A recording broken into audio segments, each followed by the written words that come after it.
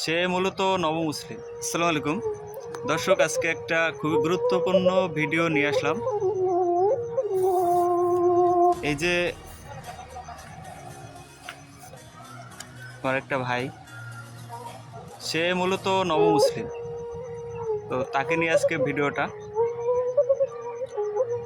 তার মুখ থেকেই শুনবো তাই সে মুসলিম ধর্ম গ্রহণ করার পর তার অনুভূতিটা কেমন সে নিজেই বলবে। বলো, তুমি যে হিন্দু ধর্ম থেকে মুসলিম ধর্মে আসছো, তোমার অনুভূতিটা কি? আলহামদুলিল্লাহ ভালো। তোমার মুসলিম ধর্ম গ্রহণ করে কি আগের থেকে মনে হচ্ছে যে মুসলিম ধর্ম শান্তির ধর্ম? হ্যাঁ, মুসলিম ধর্ম শান্তির ধর্ম। আমি মুসলিম ধর্ম গ্রহণ করে অনেক শান্তিতে আছি। ভালো লাগতেছে আর কি। আগের থেকে জীবন মনে হচ্ছে অন্যরকম। নামাজ কালাম পড়লে আলাদা একটা শান্তি পাওয়া যায়। ইনশাল্লাহ সব মিলাই ভালোই আছে। আর একটা কথা জিজ্ঞেস করি, সেটা হলো তুমি কি কোনো বেধর্মীদের প্রতি এমন কোনো অনুরোধ করতে চাও যে তারা চাইলে এই ধর্ম গ্রহণ করতে পারে কিনা? হ্যাঁ, অবশ্যই পারে, কারণ ইসলাম শান্তির ধর্ম। তারা যে ধর্মে আছে সে ধর্ম ত্যাগ করে যদি মুসলিম ধর্ম গ্রহণ করে, ইনশাল্লাহ তারা অনেক শান্তি পাবে। পরকালে তাদের শান্তি পাওয়ার যোগ্যতা আর কি। শান্তি পাবে তারা। তো যাই হোক দর্শক, আপনারা শুনলেন সে মুসলিম ধর্ম গ্রহণ করে সে খুব আনন্দিত, সে খুব আনন্দে আছে। তার মনের ভিতর আসলে কোনো কষ্ট নাই যে সে ধর্ম চেঞ্জ করছে।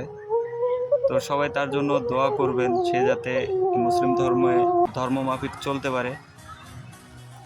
আর সবাই ভিডিওটা বেশি বেশি শেয়ার করে দেবেন সবাইকে দেখার জন্য। আরেকটা প্রশ্ন তোমাকে করতে চাই, তুমি কি কলেমা শিখছো? হ্যাঁ, কলমে শিখছি। একটু দর্শকদের উদ্দেশ্যে কলেমাটা বলবা?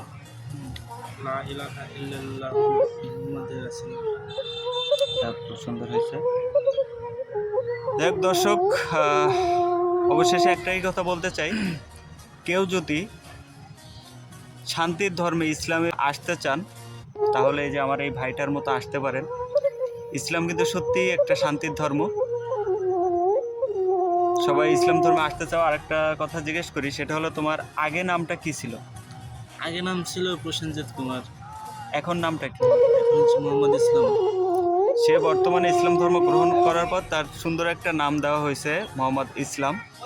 নামটা সত্যিই খুব সুন্দর। আর আপনারা যারা ভিডিওটা দেখবেন সবাই ভিডিওটা শেয়ার করে দেবেন যাতে সবার কাছে পৌঁছায় যায়। ভিডিওটা বেশি বেশি লাইক কমেন্ট শেয়ার করবেন। সবাইকে ধন্যবাদ।